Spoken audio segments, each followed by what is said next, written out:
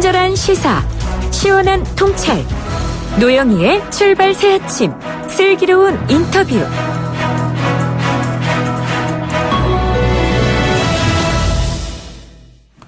일제강점기 때 강제징용돼서 노역에 시달렸던 피해자들에게 일본 기업이 배상해야 된다라고 하는 우리 대법원 판결이 나온 것이 벌써 1년 전입니다. 하지만 일본 측에서는 판결 이행을 거부하고 있고 실제 1년 지난 사이에 아무것도 이루어지지 않았다 이런 얘기가 있는데요. 그리고 오히려 일본에서는 경제보복으로 대응했다 이런 상황이죠.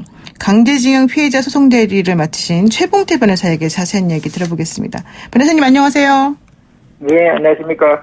변호사님은 사실은 20년 동안 일본을 상대로 강제징용 피해자들과 함께 싸워오신 대표적인 인물이시긴 한데요. 20년의 시간 어떻게 지내셨습니까? 저야 한 20년 했지만은, 일본에 있는 변호사님들은 30년 이상씩 우리 한국인 피해자를 위해 고생하는 분들이 계시죠. 그렇죠. 그래서 지금 아직까지 우리 지금 일제 피해자들은 해방이 되어 있는 상황이 아니거든요. 그래서 네. 지금 일제 피해자들의 그 해방을 위해서 그분들이 노력을 하고 계시는데 그런 독립운동에 함께했던 그런 시간이었다 이렇게 생각을 하고 있습니다. 아 진짜 우리나라의 변호사들이 한 것도 뭐 중요하지만 일본에 있는 변호사들이 적극적으로 나서주는 것에 대해서 오히려 고맙게 생각하신다 이런 얘기시네요. 그렇죠. 이거는 뭐 양국 법률가들의 그 공동의 그 승리라고 봐요. 지금 그렇죠. 이게 한일 간의 갈등이 이 양국 변호사들, 특히나 이 법률가들의 말을 정치인들이 안 들어서 지금 이렇게 갈등이 생기고 있습니다. 아, 법률가들 말을 안 들은 거예요? 정치인들이 우리 법률가들이 이렇게 해결하라고 이렇게 했으면은, 법치주의 국가에서는 이 법률가들의 판단을 존중해야 되겠다. 이렇게 정치인들이 나오면은 한일 간의 갈등이 안 생기죠. 네, 그렇군요. 그리고 이제 오는 11월 13일에 일본군 위안부 피해자들이 일본 정부를 상대로 해서 이제 재판하는 게 바로 서울중앙지방법원에서 또 시작이 되거든요. 이 그렇습니다. 재판 지금 네. 이때까지는 이제 사기업이죠. 일본의 기업을 상대로 해가지고 그렇죠. 재판을 했는데 지금 이게 일본 기업들의 그런 사적인 어떤 재판에 일본 정부가 지금 나서서 이렇게 여러 가지 방해를 해서 갈등을 키우고 있는데 지금 이제 정작 자기의 책임, 쉽게 얘기하면 일본군 위안부 피해자들이 일본 정부를 상대로 이제 손해배상 소송을 하는데 그 심리가 이제 시작이 되거든요. 그래서 네. 저는 이 판결이 만약에 나게 되면은 이게 강제동원 피해자들의 일반 판결보다는 월등히 더 큰 폭풍이 한일간에 나오지 않을까, 발생하지 않을까 이렇게 생각하고 있습니다. 잘 준비를 해야 될 것 같습니다. 그러니까 이제 청취자들의 이해를 돕기 위해서 잠깐 설명을 하면 강제징용되었던 노동자들이 일본 기업을 상대로 소송을 한 것이 이제 작년에 이긴 대법원 판결이었고 그것과 별개로 일본 정부를 상대로 해서 소송하는 게 이제 오는 11월 13일 첫 심리를 통해서 열린다는 얘기잖아요. 그렇죠. 지금 일본 정부가 직접 당사자가 되기 때문에 여기가 만약에 피해자들의 어떤 그 한을 푸는 판결이 나온다 그러면 또 일본 재산에 대해서 네. 우리 한국에서 강제 집행을 하게 된다 그러면 이게 지금 이탈리아라든지 그리스에서는 실질적으로 그런 일이 있었거든요. 그렇죠. 지금 그럴 경우에는 일본 정부가 어떤 대응을 할지 또 우리 한국 정부는 어떤 준비를 하고 있는지 참 제 걱정이 되고 있습니다. 그러네요. 오히려 사기업을 대상으로 하는 것보다 정부 상대로 하는 거니까 훨씬 더 큰 위력을 발휘할 수 있고 더 큰 분쟁이 이제 발생할 가능성도 있다. 아베 총리 상황에서는 이런 얘기신데 지금이라도 양국 정부가 특히나 정치인들이 법률가 말을 들어야 됩니다. 아 그렇군요. 그러면은 법률가 중앙법원의 판사님이 법률가인데 판사님은 어떤 판결을 내리실까요? 그래서 그거는 지금 아직까지 이제 본격적 심리가 안 되어서 기자단은 여러 가지 어렵습니다만은 유사한 케이스에서 예를 들면은 뭐 독일 정부를 상대로 해가지고 피해자들이 이제 그리스라든지 이탈리아에서 했는 판결들이 있거든요. 네. 그런 판결들에서는 주권면제 이론을 배척하고 승소 판결이 나온 게 있기 때문에 한국에서도 그런 인권을 중시하는 그런 판결들의 제시를 거부하지는 못하지 않을 거나 이렇게 생각하고 있습니다. 근데 그렇게 되려면은 1961년에 있었던 한일 그 청구권 협정 관련된 문제가 해결이 돼야 되고 또 이 대법원 판결 관련해서도 서울대학교 법학전문대학원 교수 4분인가 5분인가가 또 이 판결에 대해서 약간 비판적인 논문을 쓰신 것도 있어서 그런 문제를 해결해야 되는 거 아닙니까? 그래서 이 노영희 사회자께서도 법률가이기 때문에 우리 법률가로서 이제 이야기를 한다 그러면 지금 법률가가 봐서는 핵심적인 쟁점이 뭐냐면은 이 개인 청구권이 65년도 한일 청구권 협정에도 불구하고 존재하고 있느냐, 소멸하고 그렇죠. 있느냐 이 문제거든요. 네. 그런데 이제 양국의 사법부 판단이 다르다면은 참 이게 풀기가 어렵습니다. 예를 들면 일본 사법부에서는 이게 한일 정권 협정에서 소멸되었다고 판단하고 있고, 네. 한국 대법원에서는 살아있다고 판단한다 그러면 이게 어느 판결이 맞느냐에서 갈등이 생기겠죠. 하지만은 이게 일본에서도 개인 청구권은 살아있다는 판단이거든요.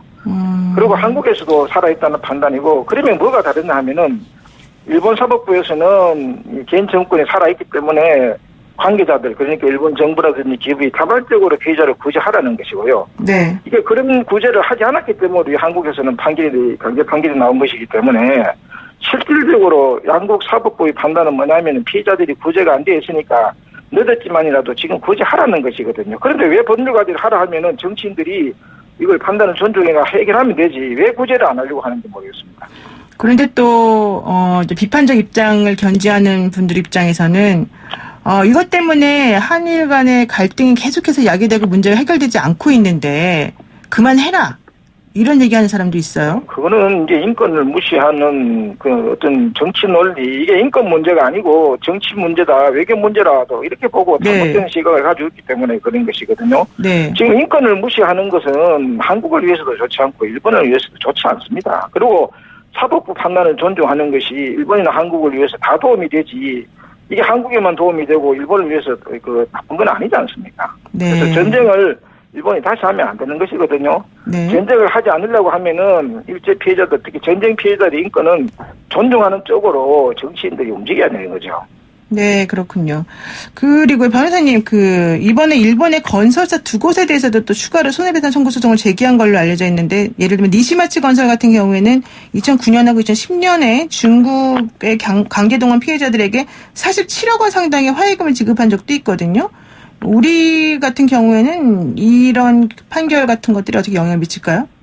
그렇죠. 이게 니시마츠 건설 같은 경우도 일본 재판에서는 자기들이 이겼거든요. 네. 그렇지만은 이제 일본 사법부의 권고를 받아들여가지고 피해자들 자발적으로 그렇게 구제를 했지 않습니까? 네. 그런데 왜 한국인 피해자들 이렇게 차별적으로 구제하지 않아서 지금 피소가 된 것이거든요. 그래서 지금이라도 니시마츠 건설 같은 경우에는 일본 최고재판소 판결을 존중해서 중국인 피해자들을 구제했듯이 한국인 피해자들을 구제를 해야 되겠죠. 그런데요, 또 이기기만 하면 뭐 하냐, 아무것도 진행되고 있는 게 없는데, 이런 얘기도 있거든요. 대법원 확정 판결이 있어도 사실 지금까지 진행되고 있는 게 없지 않습니까? 그러면 어떻게. 그래서 지금 이게 일본 정부가 이렇게 방해를 하고 있어서 그런 것이거든요. 일본 기업들 같은 경우에는 한국에서 판결이 확정되면 따르겠다고 그랬습니다. 그런데 지금 일본 정부가 이게 방해를 하고 있지 않습니까? 그래서 일본 정부가 이렇게 부당한 방해를 하고 있기 때문에 이거를 잘 대처를 해야 되고요. 네. 그리고 이제 일본 여론들을 지금 잘 조성을 해야 됩니다. 지금 일본에서 제대로 된 그 여론이 안 일어나고 있는 상황이거든요. 왜 그러냐면은 개인 정권이 마치 소멸된 것이냐 일본 정부가 이중 플레이를 하고 있는데 이게 팩트의 기초로 제가 보도를 해줘야 되는데 일본 정부의 그 나팔수가 돼가지고 지금 건전한 여론을 방해하고 있습니다. 그래서 이런 여론을 언론들이 제대로 보도하게끔 우리 정부가 이렇게 제대로 시정을 시키고 이렇게 해야지 자발적 구제의 길이 열리겠죠.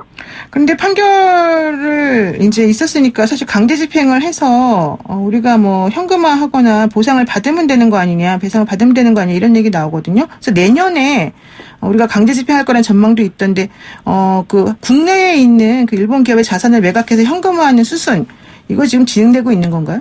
그렇죠. 지금 이게 일본 정부라든지 기업들이 사법부 판단을 무시한다면 이제 강제 집행을 할 수밖에 없겠지만은 그렇게 해서는 절반의 승리밖에 되지 않는 것이거든요. 절반의 승리밖에 안 된다. 그래서 피해자들은 돈도 물론 중요하지만 돈보다는 진정한 사죄가 우선이니까 그렇게 하려고 그러면 화해를 통해서 자발적으로 이행하게 만들어야 되겠죠. 네. 여기 대해서 이낙연 총리가 1+1, 1+1+α 이런 얘기도 하고 있는데 그건 어떻게 보세요? 근데 이 양국 사법부 판단을 준수하는 건 해법이 되어야 되거든요. 그래서 이 언론 보도만으로는 정확한 정보를 얻지 못해서 이게 지금 정확히 말씀드리기는 어렵지만은 이런 해법이 양국 사법부 판단을 존중한 그런 내용이라 그러면 문제가 없지만은 일본 측의 책임을 부당하게 면제시키거나 경감을 시킨다면은 또 다른 갈등을 시작합니다. 예를 들어서 2015년도 소위 화해치유재단이 있었지 않습니까? 그게 실패를 했잖아요. 또 다른 실패를 해서는 안 되겠죠. 그리고 또 이런 얘기도 있습니다. 일본에서는 만약에 강제집행이라던가 뭔가 일본 기업에게 불이익을 주는 조치를 계속 할 경우에는 루비콘 강을 건너는 거다. 한일 관계는 끝장이다. 현금화에 따른 일본 기업이 입은 손해와 같은 정도의 피해를 한국에 주겠다. 이런 얘기도 하고 있거든요. 이건 어떻게 보세요? 그게 법적으로 가능합니까? 이런 부당한 협박은 바람직하지도 않고요. 법적으로도 가능하지 않습니다. 이런 인권 문제를 부당하게 이제 정치 문제로 만드는 것은 일본 사회를 위해서도 바람직하지 않습니다. 그렇지만 국제법적으로 봤을 때 우리나라 판결이 외국에 영향을 곧바로 미치는 건 아니기 때문에 나라가 힘이 세면은 우리가 또 어쩔 수 없다 이런 얘기도 하지 않습니까? 근데 이제 일본의 사법부 판단하고 우리 대법원의 판결이 다르다면은 이게 이제 갈등이 생기죠. 하지만은 일본 최고재판소 판결 같은 경우에도 개인 청구권이 살아있어서 자발적으로 구제를 하라는 것이거든요. 네. 그러면 일본 정부가 자기 나라의 사법부 판단을 무시하면은 그렇게 해서는 안 된다. 상권 분립인 나라에서는 사법부 판단을 행정부가 존중해야 한다. 이렇게 설득을 하는 게 설린의 우리 태도가 되겠죠. 좋습니다. 강제징용 피해자 승소 판결을 받아낸 이춘식 할아버지하고 근로정신대 피해자로 인정됐던 양금덕 할머니가 이래서 그냥 나라를 믿고 기다릴 수 없다. 조만간 유엔 인권이사에 진정을 내겠다. 이런 얘기를 하셨거든요. 이건 어떤 내용인가요? 그래 국제사회에 호소해서 이제 여론을 형성하기 때문에 하자고 그런 취지이신데 지금 유엔의 권고를 받아내어 가지고 일본을 압박을 하겠다. 그렇게 이제 이해가 됩니다. 그게 가능합니까? 예, 그 유엔의 권고는 가능하고 근데 이게 기속력이 있기 때문에 국제 여론을 일본 정부가 받아들이냐 안 받아들이냐 여기에 달려가 있겠죠. 그렇죠. 그렇다면 강제징용 피해자 보상이라든가 여론 형성 이후에 여러 가지 상황을 감안했을 때 지금 필요한 우리 정부의 역할은 정확히 뭘까요? 제일 먼저 우리 대법원 판결이 정당한 확신을 가져야 됩니다. 확신을 가지지 않고서는 부당한 일본 정부의 그 개입에 대해 가지고 이게 극복할 수 있는 힘이 안 생기거든요. 그래서 네. 우리 대법원 판결이 정당하다는 확신을 가지고 그리고 이 문제는 법치주의라든지 민주주의 확장을 통해 가지고 꼭 해결해야 되겠다는 이런 신념이 우선 필요합니다. 그런 신념을 가지고 난 뒤에 제일 먼저 해야 될 것은요. 우선 일본 정부의 그 이중 플레이를 못하게 막아내야 됩니다. 지금 일본 정부가 자기 나라 국회에서는 개인청구권 살아있다고 그렇게 이야기를 하고 한국 정부를 상대로 해서는 소멸됐다고 지금 해서 국제법 위반이니 이런 이중 플레이를 하고 있거든요. 네. 그래서 이런 이중 플레이를 못하게 하고요. 그다음 두 번째는 이제 이 문제가 인권 문제이기 때문에 양국 사법부 판단을 존중해서 해결을 해야 된다 하는 그런 건전한 여론을 양국에 만들어야 됩니다. 이걸 위해서는 우리 한국에서도 지금 잘못된 입장을 가지고 있는 그런 오피니언 리더들이 있거든요. 네. 그런 사람들에 대해서 이런 갈등은 정치인들이 법률가 말을 안 들어서 그런 거기 때문에 법률가 말을 들어라. 이렇게 지금 우리 국내를 설득하는 것도 함께 해야 됩니다. 아울러 지금 쉬운 것부터 해야 되거든요. 어려운 것도 먼저 하지 말고 쉬운 것부터 순차적으로 해야 되는데 예를 들어 한국 외교부가 한국 법정에서 피해자들하고 지금 소송을 하고 있거든요. 네. 그래서 이렇게 한국 외교부가 한국 피해자들하고 한국 법정에서 싸워서 되겠습니까? 그래서는 안 되고 화해를 통해 가지고 우리 일제 피해자들의 상처를 치유하는 노력부터 보여야 되고요. 그 다음에는 2011년도 8월 30일 날 헌법재판소에서 위헌 결정을 한 게 있지 않습니까? 네. 일본군 위안부 문제하고 원법 피해자 문제에 대해 가지고 일본 정부하고 협의를 해라. 하지 않으면 헌법이 위반된다. 이렇게 결정을 했으면은 그 결정을 존중을 해서 일본 정부하고 평화적으로 협의를 해가지고 해결을 해야 되는 것이거든요. 네. 그래서 우리가 솔선수범해서 우리 사법 판단을 존중하면서 이 해결의 물꼬를 트야 되겠다. 이렇게 지금 봐야 될 겁니다. 네, 그렇군요. 어쨌든 또 당위의 문제하고 현실의 문제가 꼭 일치할 수는 없기 때문에 그 부분 어떻게 될지 좀 지켜봐야 될 것 같습니다. 변호사님 고맙습니다. 네, 감사합니다. 네, 오늘 말씀이니까 듣겠습니다. 지금까지 강제징용 피해자 소송대리인 최봉태 변호사였습니다.